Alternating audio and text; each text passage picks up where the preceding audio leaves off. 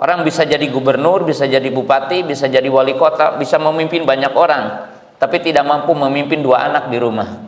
Bisa menaklukkan banyak orang. Ya, banyak orang yang mampu menaklukkan lawan politiknya, tapi tidak bisa menaklukkan istri di rumah.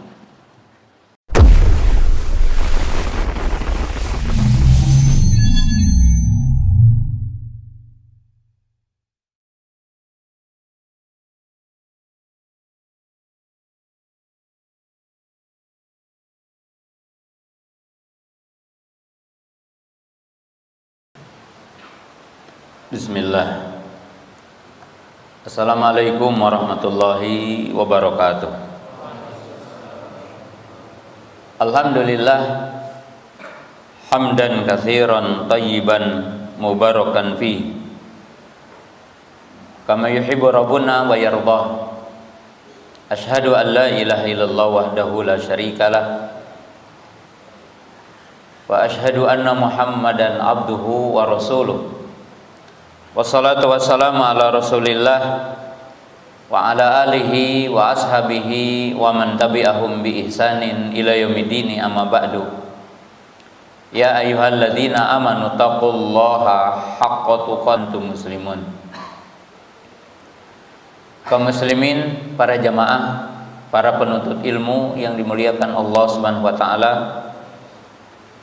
pemirsa MGI TV dan para pendengar Radio Riyadul Jannah di mana berada.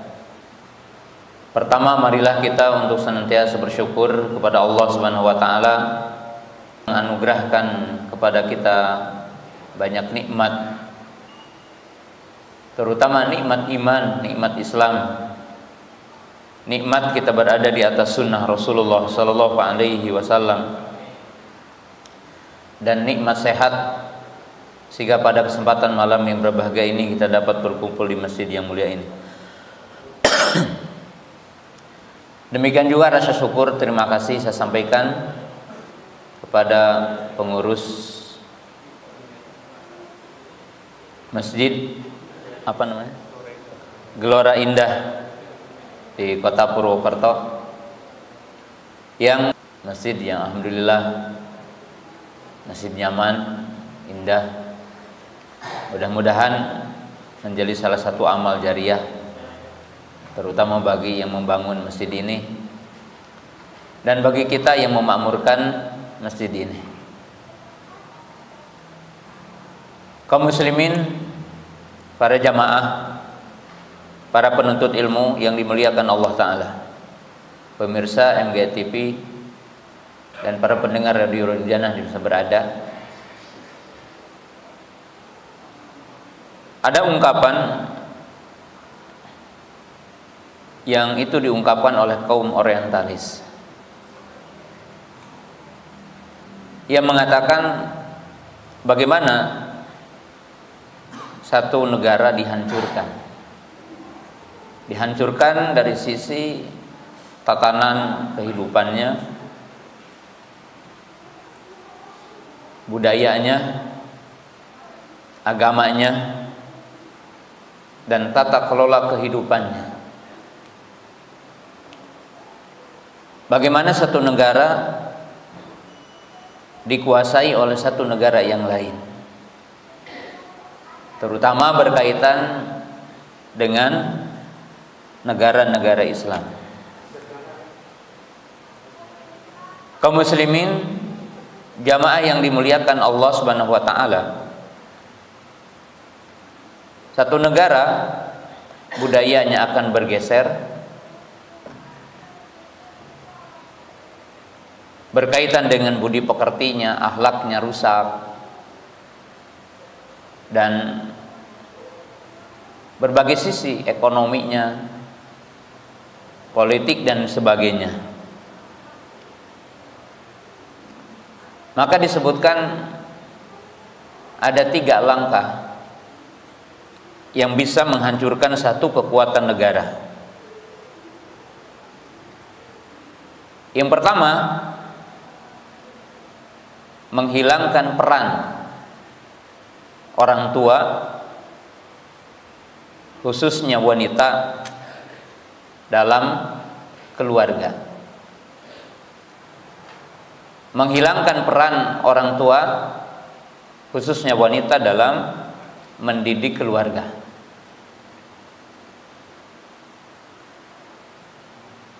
Yang kedua adalah menghancurkan sistem pendidikan, khususnya adalah bergesernya peran guru, peran para pendidik di tengah-tengah masyarakat. Yang ketiga, hilangnya suri tauladan.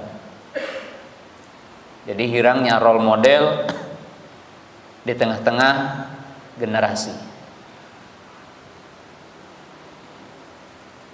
Oleh sebab itu ada ungkapan ahlu hikmah yang mengatakan, idza aradta an tahsuda ba'da syuhurin fajra qamhan, wa idza aradta an tahsuda ba'da sanawatin fajra syajaran, wa idza aradta an tahsuda ba'da jailin fajra rijalan. Dari ungkapan ahlu hikmah ini menunjukkan bahwa satu negara itu akan mempertahankan identitasnya ketika negara itu mampu membangun generasinya. Sehingga seorang al-hikmah mengatakan, jika kamu ingin menuai hasil setelah beberapa bulan, maka tanamlah padi, gandum, jagung. Kita bisa menuai hasil dengan beberapa bulan. Ada yang 3 bulan, ada yang 4 bulan. Kita bisa menuai hasil. Dan barang siapa yang ingin menuai hasil dengan beberapa tahun, ya tanam pohon, tanam sawit, tanam kelapa, tanam pohon. Orang bisa menuai hasil hanya beberapa bulan. Tapi jika kamu ingin menuai, membangun generasi, merupakan estafeta kekuatan, maka bangunlah rijal, orang-orang hebat, rijal. Oleh sebab itu pendidikan dikatakan at-tarbiyah soniul ajyal. Pendidikan itu membangun generasi. Pendidikan itu estafeta untuk membangun SDM, sumber daya manusia. Pendidikan itu estafeta tentang kekuatan, membangun generasi berikutnya, ulamanya, entrepreneurnya, insinyurnya, dan seterusnya. Umar bin Khattab radhiyallahu taala anhu satu ketika pernah duduk-duduk di sebuah rumah, dan di situ sejumlah sahabat.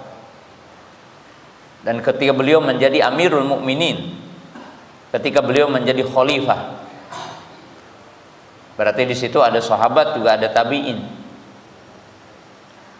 Lalu Umar bin Khattab radhiyallahu taala anhu berkata, tamannau. Ini berbicara tentang visioner, berbicara tentang misi. Umar bin Khattab radhiyallahu taala anhu menguji beberapa tokoh di situ, sahabat dan tabi'in.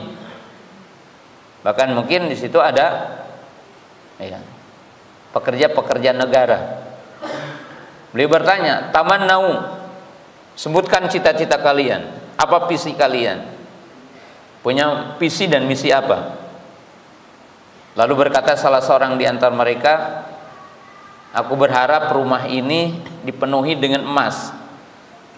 Atasaddaqu wa anfaqu. Aku akan bersedekah dan berinfak dengan emas itu. Tapi Umar radhiyallahu taala anhu tidak mengapresiasi cita-cita itu, walaupun cita-cita itu baik-baik saja. Tapi Umar tidak mengatakan bagus. Bahkan beliau mengatakan tamannau. Ayo sebutkan visi misi kalian. Apa visi kalian ke depan? Lalu salah seorang di antara mereka mengatakan, aku ingin rumah ini penuh dengan permata intan dan aku bersedekah dengannya. Lalu Umar berkata, tamanau, ayo sebutkan visi kalian. Lalu para hadirin waktu itu mengatakan tidak ada lagi, katanya. Lalu Umar mengatakan, aku ingin rumah ini mamlu'an birrijal. Aku ingin penuh rumah ini dengan rijal. Artinya orang-orang yang punya kompetensi, orang-orang yang dikatakan rijal bukan sekedar laki-laki, tapi daul mihnah, orang-orang yang punya profesi, orang-orang yang punya kekhususan. Sehingga Umar bin Khattab mengatakan, aku ingin rumah ini penuh dengan rijal, ka'amsali Hudzaifah bin Yaman, Mu'adz bin Jabal, Abu Ubaidah bin Jarrah. Dia mengatakan, aku ingin rumah ini penuh dengan rijal, orang-orang hebat. Siapa? Seperti Mu'adz bin Jabal. Siapa Mu'adz bin Jabal? Seorang sahabat yang diutus untuk berdakwah ke negeri Yaman, mendatangi ahlul kitab. Tentunya memiliki kefakihan, kemampuan berdakwah, kemampuan berkomunikasi, keberanian, syaja'ah, karena dakwahnya sendiri, dan berdakwah ke kemnya ahlul kitab yang sudah barang tentu memiliki kompetensi, keilmuan yang mantap, hujjah. Karena Nabi SAW mengatakan, ya Mu'adz, innaka satati qauman ahla kitabin falyakun awwala ma tad'u ilaihim syahadatu la ilaha illallah, sampai akhir.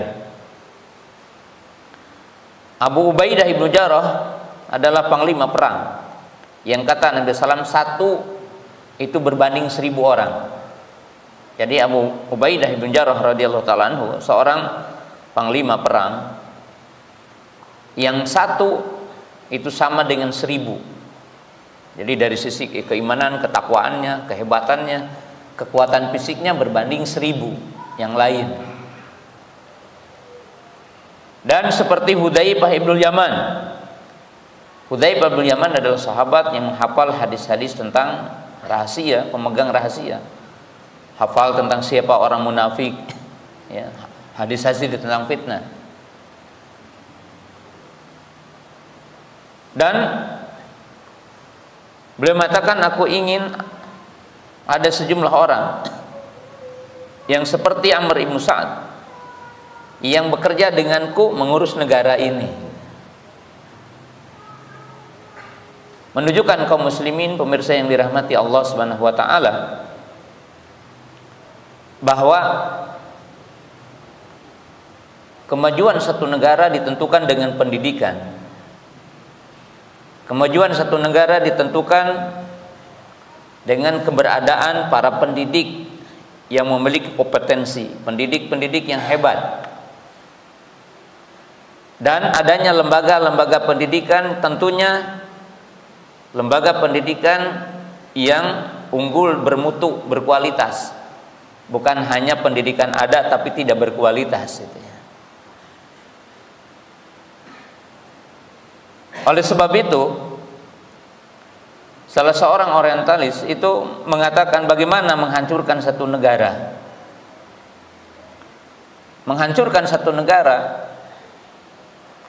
baik berkaitan dengan budi pekertinya, akhlaknya, budayanya,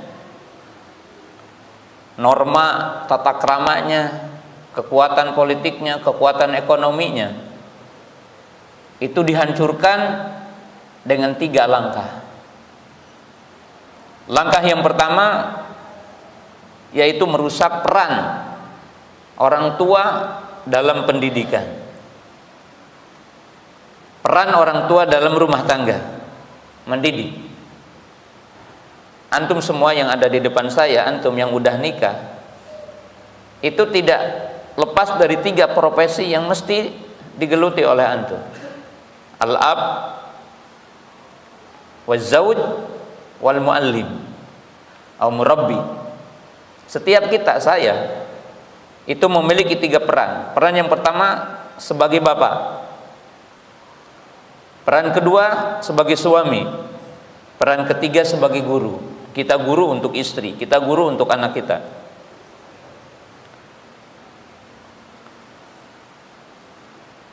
Dua profesi pertama, jadi bapak, jadi suami, tidak ada lembaga pendidikannya. Ada enggak? S1 jadi bapak, S1 jadi suami. Padahal jadi bapak, jadi suami itu sulit ya. Kalau antum tidak sering ikut parenting, pendidikan, ikut taklim, jadi suami, jadi bapak sulit. Makanya tidak sedikit orang bisa moncer dan bisa sukses dari sisi lain, tapi tidak sukses jadi bapak. Yang diurus cuma 3-2 anak kan tidak sukses. Orang bisa jadi gubernur, bisa jadi bupati, bisa jadi wali kota, bisa memimpin banyak orang, tapi tidak mampu memimpin 2 anak di rumah. Benar gak? Bisa menaklukkan banyak orang. Ya, banyak orang yang mampu menaklukkan lawan politiknya, tapi tidak bisa menaklukkan istri di rumah. Peran jadi seorang apa? Suami. Peran jadi seorang bapak. Bahkan kita hari ini, antum, saya, kadang tidak dianggap hadir oleh anak kita walaupun kita ada di rumah, dan tidak merasakan kehadiran kita sebagai bapak, sebagai suami di rumah, apalagi sebagai pendidik ya, yang memahami anak kita apa kemampuannya, anak kita apa kemampuannya, anak kita mana bakatnya, anak kita mau kemana. Kita tidak pernah dialog dengan anak kita. Antum memaksakan anak sekolah ke sini tanpa kita bertanya dengan anak kita. Padahal kalau kita ingat dalam Quran, dan antum teliti dalam Quran, peran bapak itu yang paling urgen di dalam Al-Quran. Allah mengkisahkan bapak-bapak yang sukses ya, para nabi ya. Kita lihat Nabi Yakub, Nabi Ibrahim, Nabi Zakaria, sampai bapak yang bukan nabi, siapa? Luqmanul Hakim, bapak yang sukses mendidik anaknya. Kita sebagai guru untuk anak kita, tapi kita dilalaikan ya, dengan alasan antum bilang bahwa saya itu kan cari nafkah, masalah pendidikan istri. Kadang kita mengatakan kan kalau saya udah di pesantren kan anak saya kan udah selesai kewajibannya. Nah itu keliru Pak. Bahkan saya sering mengedukasi orang tua ketika datang ke pesantren. Ketika seorang bapak bilang, Ustadz titip anak saya, kata saya nggak benar bahasa titip ya. Pertama bahasa titip ya, kadang orang tua cuma bayar SPP aja, nggak pernah bertanya gimana keadaannya, kondisinya seperti apa ya, karena merasa udah bayar SPP, anak saya pokoknya harus pintar sama Ustadz. Bahkan ada yang konyol, maaf bahasanya. Ada yang orang tua ketika ditanya sama bagian keuangan, udah beberapa bulan tidak ada bayaran. Jawabannya apa? Ketika dikonfirmasi, saya dulu udah bilang sama Ustadz, titip anak saya ya. Titip makannya, titip semuanya. Kenapa? Bahasanya titip. Mestinya orang tua merubah sedikit aja kalimatnya. Ustadz bantu saya didik anak saya. Karena sekolah itu sebenarnya partner kita. Yang diperintahkan Allah kan kita. Ya ayyuhalladzina amanu qu anfusakum wa ahlikum nar. Wahai orang-orang yang beriman, jagalah diri kamu dan keluarga kamu dari api neraka. Jadi yang disuruh mendidik siapa? Kita. Maka kita menganggap guru, lembaga pendidikan adalah sebagai partner kita. Bahkan ada sebuah tulisan judulnya mencari sekolah terbaik dan mencari kurikulum terbaik dan mencari guru terbaik. Jawabannya tidak ada sekolah terbaik, tidak ada guru terbaik, dan tidak ada kurikulum terbaik. Tapi yang mendekati terbaik siapa? Guru terbaik adalah kedua orang tua. Guru terbaik adalah ibu, guru terbaik adalah bapak. Guru di sekolah bukan terbaik ya, walaupun banyak yang baik. Sekolah terbaik adalah rumah kita, karena anak dari sejak lahir bersama kita, bukan bersama orang lain. Kalau sekarang TK 5 tahun atau SD 6 tahun, berarti kan 6 tahun bersama kita sebelum dengan orang lain. Kalau ditanya kurikulum terbaik, jawabannya bukan kurikulum 2013 dan bukan kurikulum Merdeka. Walaupun pemerintah kita berusaha untuk membuat terbaik. Kurikulum terbaik, kata ahli pendidikan, adalah kurikulum yang sesuai dengan minat, bakat, dan kemampuan anak. Anak dididik dengan kemampuannya, dengan nilai dan bakatnya, baru itu akan sesuai dan bermanfaat bagi anak didik kita. Nah, jamaah yang dimuliakan Allah Ta'ala, rusaknya tatanan kehidupan generasi, bagaimana narkoba, bagaimana berkaitan mungkin istilah geng-geng ini, kemudian seks bebas, kemudian nilai-nilai yang berkurang dalam kehidupan generasi, itu diakibatkan kita sebagai bapak tidak hadir. Dan yang paling berbahaya dari semua itu adalah peran ibu. Hari ini bisa bertanya, ibu-ibu kalau ditanya, Bu, profesinya apa? Dia akan merasa malu kalau dia menjawab, saya sebagai ibu rumah tangga. Kalau dia tidak menyebutkan profesi di luar, aib ya sebuah wanita hari ini. Padahal profesi jadi ibu, profesi jadi ibu rumah tangga itu tentunya terbaik. Tapi tidak mengatakan wanita tidak boleh kerja di luar, bukan itu. Tapi para ummahat, para ibu harus paham, setinggi apapun gelar yang dimiliki dan setinggi apapun jabatan yang dimiliki oleh seorang wanita, itu tidak akan menjadi penopang kestabilan sebuah negara, dan tidak akan menjadi penopang kestabilan umat Islam kalau dia tidak berperan dengan 3 perannya, yaitu apa? Sebagai istri, sebagai ibu, dan sebagai guru di rumah. Wanita tidak boleh melupakan kepada 3 peran ini dengan jabatan apapun.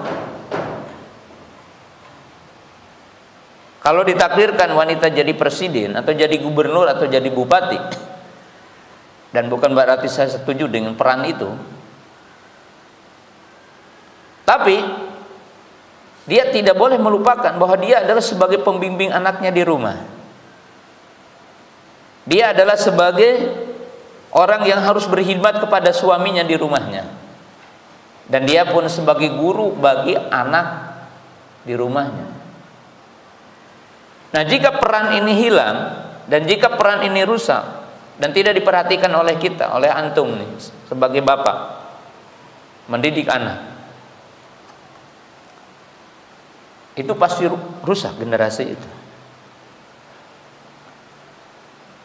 Kalau kita sadar, dalam Quran itu disebutkan oleh para ulama contoh-contoh pendidikan dalam Quran, kan indah. Ada yang bapaknya muslim, mukmin, anaknya muslim, mukmin.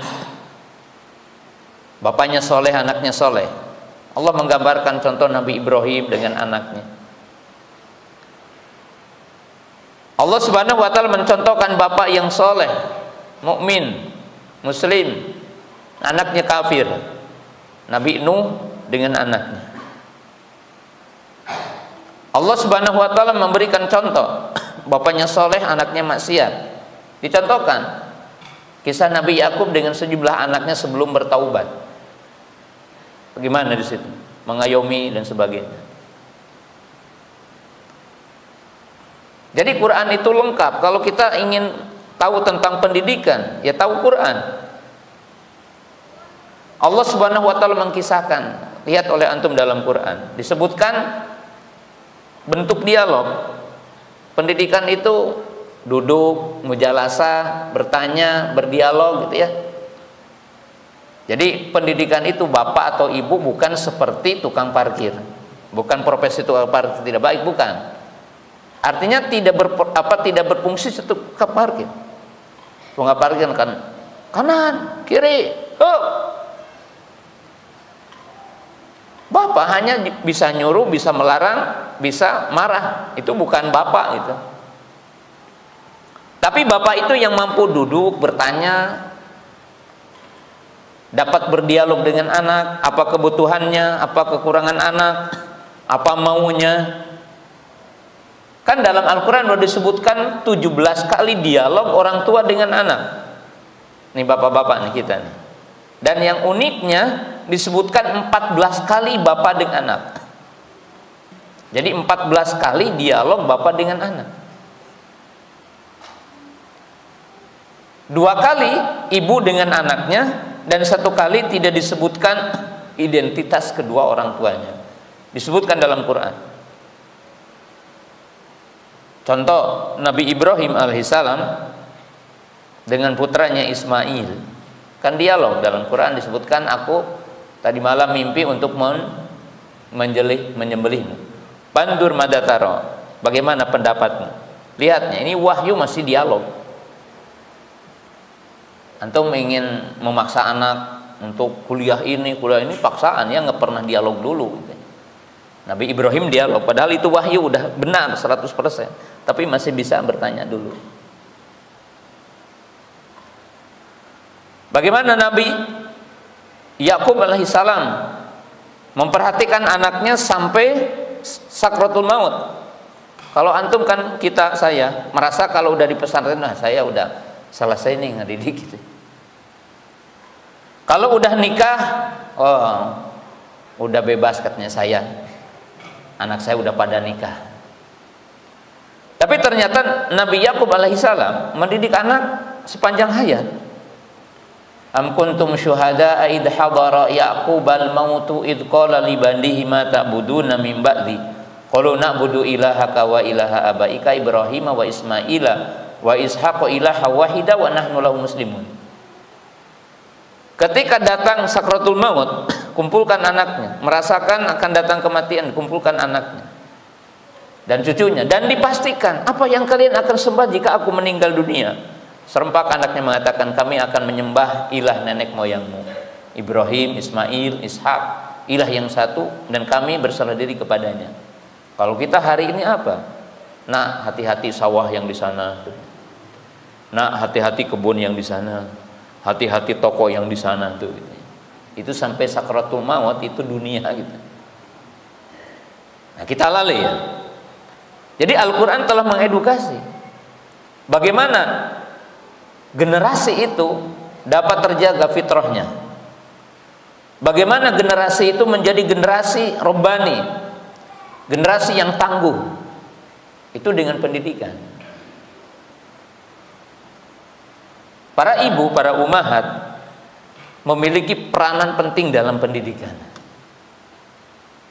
Sejak lahir, sebelum lahir bahkan seorang ibu. Dan peran ibu mendidik anak di rumah, dan kita juga tidak boleh lalai. Ada satu penelitian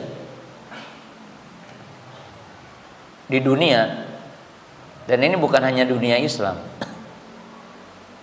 yang merasakan terjadinya pergeseran moral di generasinya, kerusakan generasi. Apa yang dibahas oleh mereka? Mereka mengistilahkan fatherless. Apa itu fatherless? Bapak yang hadir di tengah-tengah keluarganya tapi tidak dianggap hadir oleh istri dan anaknya. Bahkan sejumlah anak berkata begini, Pak, Mah, enak ya kalau nggak ada bapak. Gitu. Maka kehadiran orang tua, kehadiran bapak bersama anak dan istri ini sangat penting. Makanya para jamaah, para ibu, para bapak yang dirahmati Allah Ta'ala, kalau antum lihat hadis-hadis Nabi mendidik anak, itu kalau antum menasihati anak, ya harus santai gitu ya, dan tidak perlu kita bikin janji nanti ya menghadap bapak ya. Nabi SAW dengan Mu'adz bin Jabal di atas kendaraan ya, untuk Rodifah, Nabi SAW ditanya, apa hak Allah kepada hambanya, apa hak hamba kepada Allah? Kapan? Di atas kendaraan. Nabi SAW mengajari Abdullah bin Abbas di mana? Di kendaraan. Ini wali buka bi kalimatin. Aku ajarkan 4 perkara. Ihfadillah yahfadka. Ihfadillah tajid tijahak. Nabi SAW mengajari anak sambil makan. Ketika makan, salamatil aqwa. Dalam hadis Abu Hurairah itu ada sahabat anak kecil salamatil aqwa, makan satu nampan dengan Nabi SAW, tapi belum tahu adabnya. Dia makan yang di depan yang lain. Maka Nabi SAW memegang tangannya. Ya bunayya, samillah, wakul biyaminik, wakul pimayalik. Wahai anakku, baca bismillah kalau makan. Makan dengan tangan kananmu, makan yang di depan. Jadi sebuah negara kembali akan menjadi negara yang kokoh dan bisa mempertahankan budayanya, moral, etika dan semuanya ketika rumah itu berfungsi sebagai lembaga pendidikan. Ketika kedua orang tua berfungsi sebagai guru, berfungsi sebagai bapak, berfungsi sebagai ibu. Ki Hajar Dewantara yang juga merupakan perintis kemerdekaan Indonesia menyebutkan falsafah pendidikan. Beliau mengatakan apa? Trisentra pendidikan. Beliau menggagas kemerdekaan dengan trisentra pendidikan. Apa pendidikan itu? Pendidikan dalam ruang lingkup keluarga, rumah, pendidikan dalam ruang lingkup madrasah atau sekolah, keguruan, dan pendidikan dalam ruang lingkup masyarakat. Dan beliau mengatakan kalau tidak sinergik, kalau tidak berkolaborasi, 3 kekuatan ini tidak mungkin satu negara bisa maju.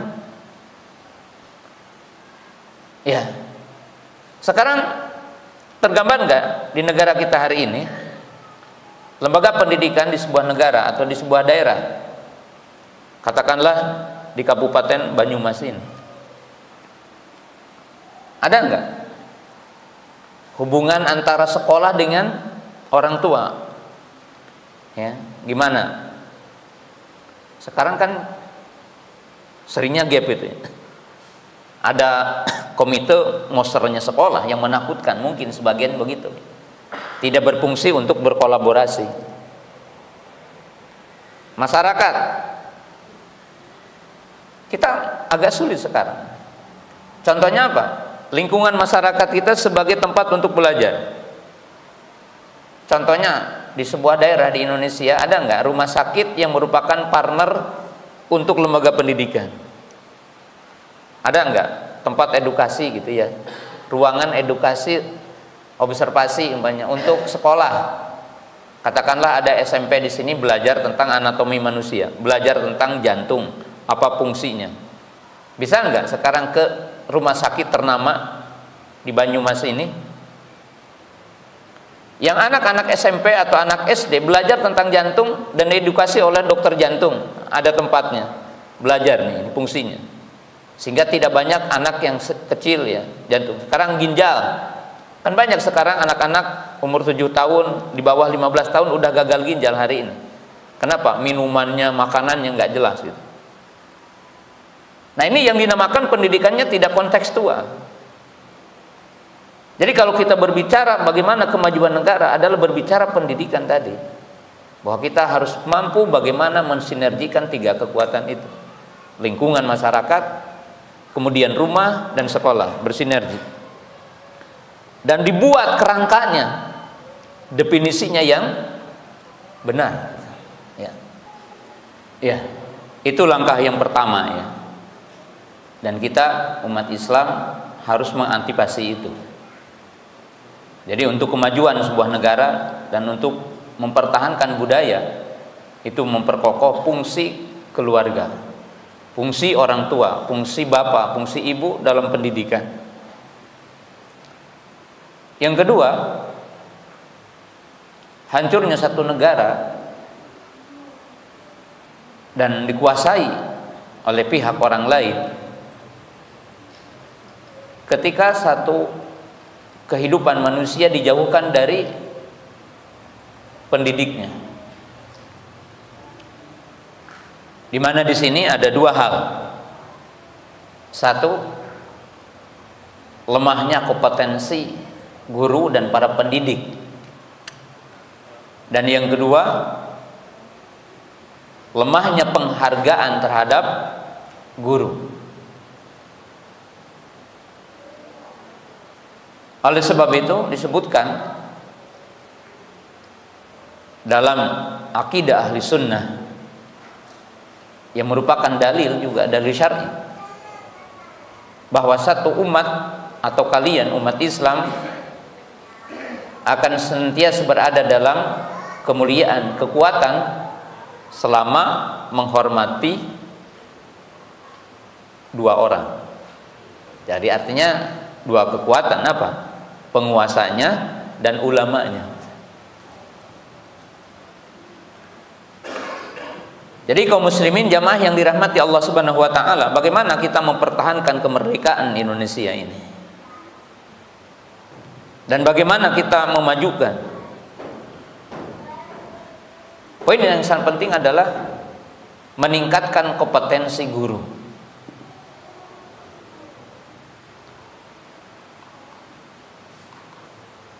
Perkataan para ulama, guru itu ada guru ar-rasali, al-muallimu rasali, wal muallifu wadibi.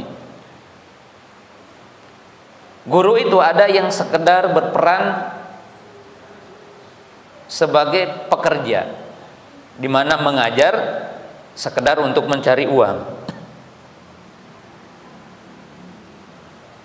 Tapi yang kedua adalah guru ar-rasali, guru yang punya visioner, guru visioner, guru yang berfungsi seperti kenabian, guru yang berfungsi seperti kerasulan. Apa? Guru yang punya visi membangun kekuatan generasi.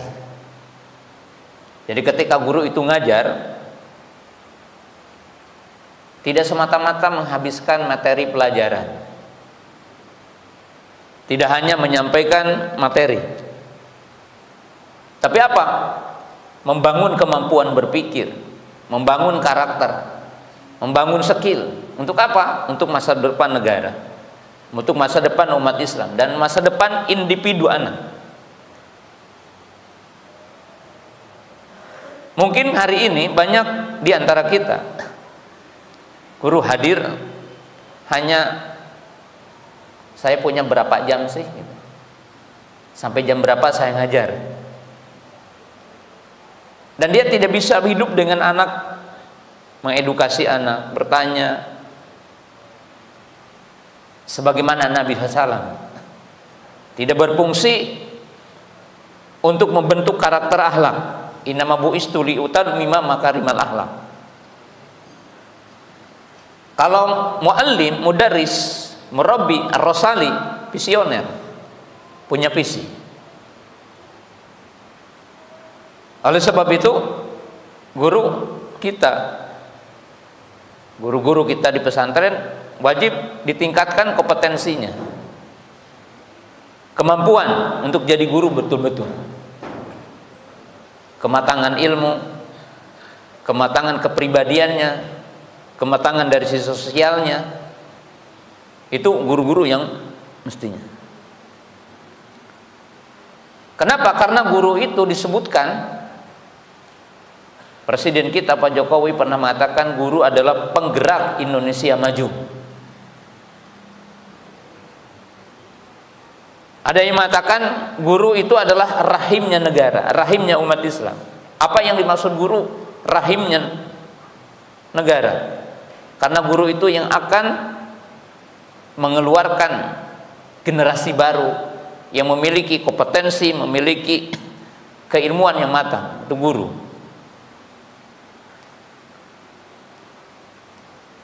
Sedangkan sisi yang kedua, wajib atas negara, wajib atas kaum muslimin menghormati profesi guru.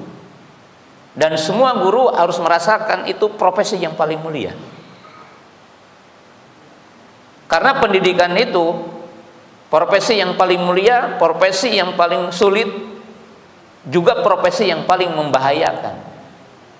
Ada istilah kalau malpraktek kedokteran itu tidak lebih berbahaya dari malpraktek guru. Jadi malpraktek pendidikan lebih berbahaya dari malpraktek tentang kesehatan, karena akan merusak sistem kehidupan manusia secara panjang itu. Ketika sistem pendidikan ini tidak dikemas dengan baik, ketika guru-guru ini tidak dipersiapkan, plus bahwa umat Islam wajib meningkatkan tentang guru ini. Jangan sampai mungkin banyak di antara kita yang kena pinjol, pinjaman online. Kenapa? Karena guru-guru kita diupahnya terlalu kecil. Di pesantren berapa? Banyak guru yang honorer. Nah, artinya kewajiban kita untuk memajukan satu bangsa, negara, memajukan umat Islam, perhatian kepada guru. Untuk apa? Untuk diberikan perhatian. Ya. Karena kan guru itu energi menggerakkan dan energi memberikan harapan. Jadi energi memberikan harapan dan energi untuk menggerakkan. Nah, kalau ditanya, mohon maaf ya, guru yang harus menggerakkan, ditanya oleh kita, bisa bergerak bagaimana kalau dibayarnya kecil, kalau tidak diperhatikan? Ya katanya kan guru mah ikhlas ibadah kepada Allah ya gitu ya. Nah ini tidak benar. Jadi mesti kita punya perhatian. Orang-orang yang memiliki harta, perhatikan. Antum jangan hanya memperhatikan oh bangunannya. Antum bikin sekolah, ini perhatikan. Antum bikin sekolah, bikin masjid, tidak berguna kalau tidak ada ustadznya, kalau tidak ada orang berilmunya. Ya. Artinya apa? Siapa yang akan memakmurkan? Orang-orang berilmunya, ulamanya. Walaupun tentunya orang berilmu tidak akan menjual ilmunya, tapi perlu diperhatikan hidupnya. Coba aja negara-negara yang maju pasti membayar gurunya lebih besar. Makanya banyak hari ini itu kan ingin jadi keguruan, aduh upahnya kecil. Ya, di banyak daerah, mohon maaf, lebih bukan tukang kredit itu tidak baik saja. Tapi orang mengatakan lebih baik dari tukang kredit ketimbang jadi guru. Kenapa? Orang jadi kredit itu bisa beli motor, jadi guru tidak bisa beli motor. Nah, ini problemnya. Kalau kita ingin maju, mari perhatikan ya. Bagaimana kompetensi guru ditingkatkan. Bagaimana perhatian kita kepada guru itu harus besar. Penghormatan. Ya. Karena guru itu tidak ada guru disebutkan guru SMP ini, guru itu ada jadi guru dalam setiap saat dan setiap waktu. Maka diistilahkan ketika orang jadi guru, profesi guru, maka dia guru di sekolah, guru di masyarakat, guru di mana-mana, tidak terpisahkan. Ketika orang jadi ustadz, ketika orang jadi guru, tidak dikatakan guru di sekolah saja, tapi dia berfungsi dalam semua lini kehidupan. Dan dia akan menjadi role model. Makanya kompetensinya apa? Kompetensi pedagogik, kompetensi kepribadian, kompetensi sosial, kompetensi profesional. Itu kan empat kompetensi yang harus dimiliki guru. Kepribadiannya tangguh, dewasa, arif, berwibawa, berakhlak mulia, punya kode etik, norma yang dijaga. Makanya Ki Hajar Dewantara menyebutkan tri pantangan, gitu kan? Untuk apa? Untuk Indonesia tidak korupsi. Tri pantangan, apa tri pantangan? Penyalahgunaan wewenang. Kedua, penyalahgunaan keuangan. Ketiga apa? Penyalahgunaan tentang pelanggaran norma dan etika.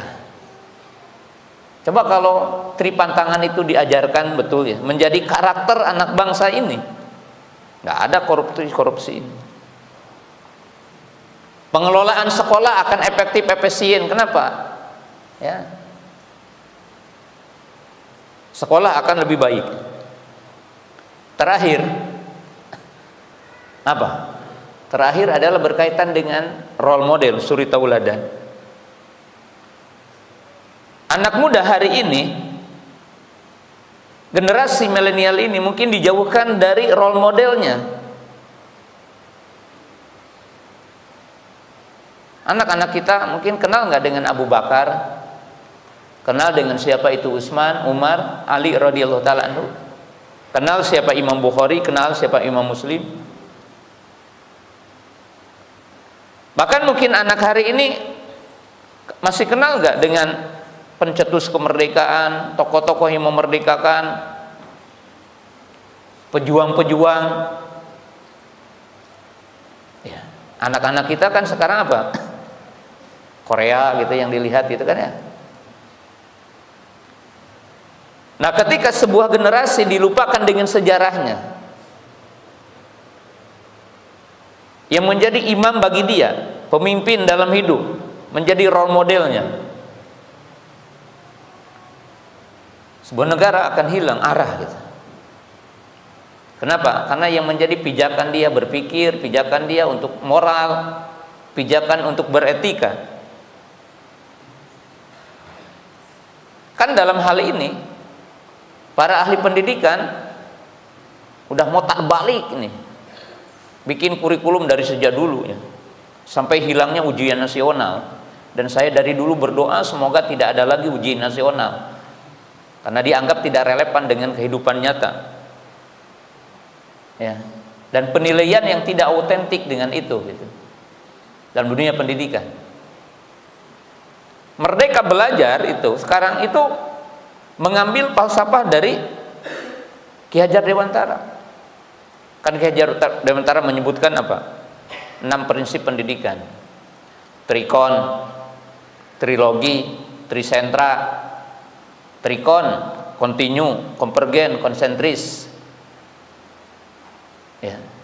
Trisentra, tripantangan, kemandirian. Ya. Itu belajar mandiri, menjadi pribadi, yang istilah sekarang disebut dengan merdeka belajar. Artinya apa? Tokoh-tokoh. Karena Ki Hajar Dewantara ini ternyata dia hafal Quran, falsafah ya, itu salah satu. Jadi kita pemuda hari ini, coba anak kita kenalkan dengan Imam Bukhari, kenalkan dengan Imam Muslim, kenalkan dengan tokoh-tokoh, kenalkan dengan ulamanya. Untuk apa? Untuk jadi pijakan hidupnya. Dan ini akan kuat karena kemajuan satu negara dengan ilmu, kokohnya ilmu ya. Wajib kita memperhatikan 3 perkara ini untuk kuatnya keilmuan, pendidikan. Dan ini wajib untuk diketahui oleh kita bersama. Kaum muslimin jamaah yang dimuliakan Allah Subhanahu wa taala ya. Barangkali ya sampai di sini pembahasan kita di malam yang berbahagia ini, dan saya masih memberikan waktu sedikit untuk bertanya.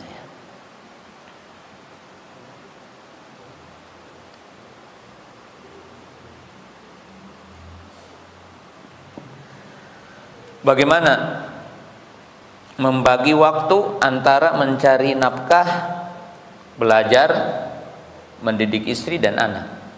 Ya antum yang ngatur, nggak bisa ditanya saya. Karena yang saya bisa, antum belum tentu bisa. Setiap orang harus mampu memanage diri. Nggak bisa nanya saya gimana, enggak ya. Tapi jamaah yang dirahmati Allah Subhanahu wa taala, ya kaidah-kaidah umum ada. Setiap orang ya paham kepada urgensi. Jadi tidak boleh ada mindset dulu, rubah dulu mindsetnya. Antum jangan bilang begini, yang mendidikan istri, saya cari nafkah. Itu hilangkan dulu. Kedua, antum jangan bilang, saya kan udah menyekolahkan anak saya kan udah mempersandingkan anak saya udah selesai tugas. Nah itu dihilangkan.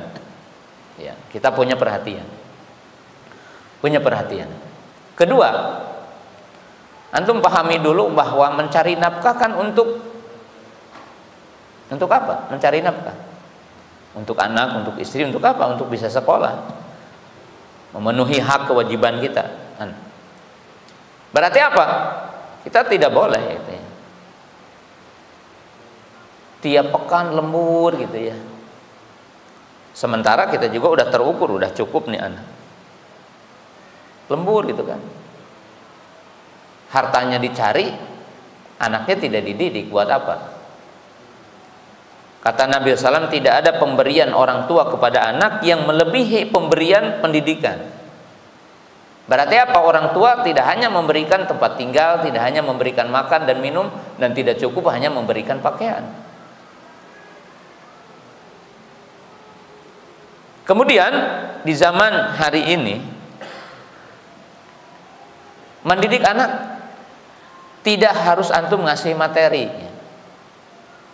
Antum ngasih materi akidah, ngasih materi fikih, bukan begitu ya.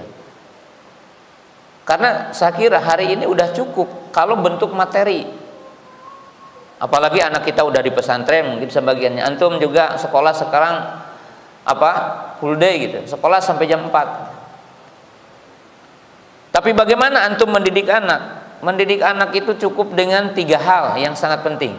Catat dengan tinta emas. Yang pertama, cukup antum bersikap sebagai guru memberikan contoh. Gimana sih? Pokoknya niatkan gini, semua perbuatan saya, tingkah laku saya itu dicontoh anak saya. Contohnya apa? Baiklah menyapa istri, itu yang mendidik anak antum. Sapa istri antum dengan bahasa yang positif, itu contoh bagi anak antum. Antum jangan, jadi bapak nih, antum jangan menganggap istri pembantu.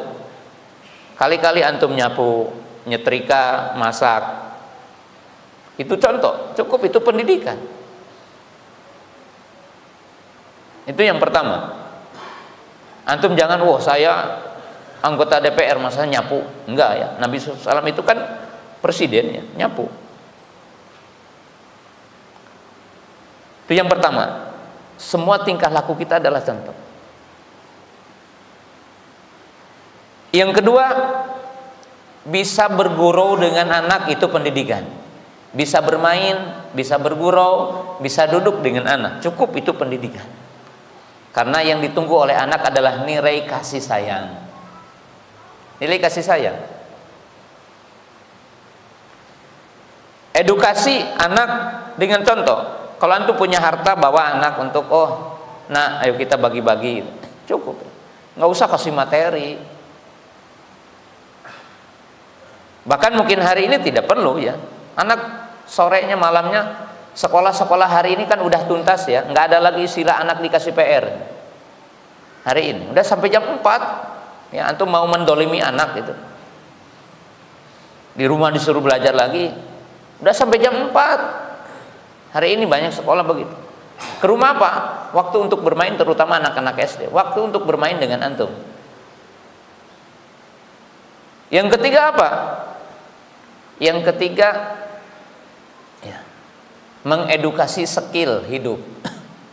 Skill hidup apa? Contohnya, ajarin anak untuk bisa nyuci, ajarin anak untuk bisa membersihkan rumah, ajarin anak untuk bisa masak, ajarin anak. Kalau antum punya toko, kadang-kadang anak bawa, iya bapak ya, jaga ya itu kasir ya, bapak mau sholat dulu. Kalau anak libur pesantren, jangan antum bikin stres cuma seminggu, 2 minggu, disuruh lagi setorannya lagi ke bapak hafalannya. Ini bapak kayak apa ini? Bapak yang bolim itu. Waktu libur ajak bermain anak itu. Kenapa? Supaya tidak bosan nanti. Makanya tidak sedikit anak nggak mau lagi ke pesantren. Tidak ada jedanya hidup ini katanya. Coba aja anak itu, wah, kapan saya main layang-layang? Kapan saya naik ini? Kenapa? Bayangkan dari pagi sampai full day gitu kan. Setelah itu disuruh lagi. Makanya tidak heran ya kalau nanti setelah kelas 1 SMP udah nggak mau lagi belajar. Kenapa? Kecapean. Dipaksa sama antum. Nah ini mendidik. Jadi mendidik itu jangan terpikir mendidik itu harus ngajarin kitab gitu. Selesai ya di kelas, di sekolah itu udah cukup lah. Di rumah apa? Tadi didik. Allah Ta'ala alam. Itu sangat penting ya, merubah cara kita dengan anak ya, sehingga anak itu dengan bapak itu dekat gitu ya, merasakan diperhatikan, kebutuhannya saya tanya ya, anak sampai kelas 1-6 butuh main nggak? Ini jangan-jangan antum-antum yang suka main terus nih, keliling hari Minggu touring ini kemana-mana, istri ditinggalin. Kenapa? Zaman dulunya antum nggak suka main, nggak cukup main, makanya udah tua masih kayak gitu ya. Jadi masa kecilnya tidak bahagia gitu ya. Itu contoh ya. Bukan tidak boleh, boleh touring kali-kali, tapi tidak boleh melalaikan apa? Keluarga untuk duduk, untuk bisa duduk ya, bergurau dengan anak-anak gitu. Penting hidup ya. Jadi peran jadi orang tua, jadi bapak sangat penting. Barangkali kalau tidak ada cukup. Dan tentunya ya, kemerdekaan ini diisi dengan ilmu. Bagaimana kita berperan jadi bapak, jadi orang tua, jadi ibu, berperan di rumah tangga. Antum kemas rumah itu sebagai tempat belajar. Tempat belajar kalau antum rumahnya luas, ada tempat sholat, ada maktabahnya. Kecuali kalau rumahnya SS, sebar sempit ya. Tapi dikemas ya. Suasana pendidikan ada di rumah. Setelah itu apa? Mari kita majukan pendidikan itu dengan membangun kompetensi guru. Hormati guru. Ya, muliakan guru. Ya. Yang ketiga, bangun generasi ini dengan estafeta petinggi-petingginya. Estafeta dengan ulamanya. Estafeta dengan orang-orang solehnya. Anak kita tidak boleh terpisah dari sejarah. Sejarah kemerdekaan, sejarah umat Islam, itu tidak boleh terpisah. Role modelnya harus jelas. Siapa yang jadi pijakan anak-anak kita hari ini? Ya.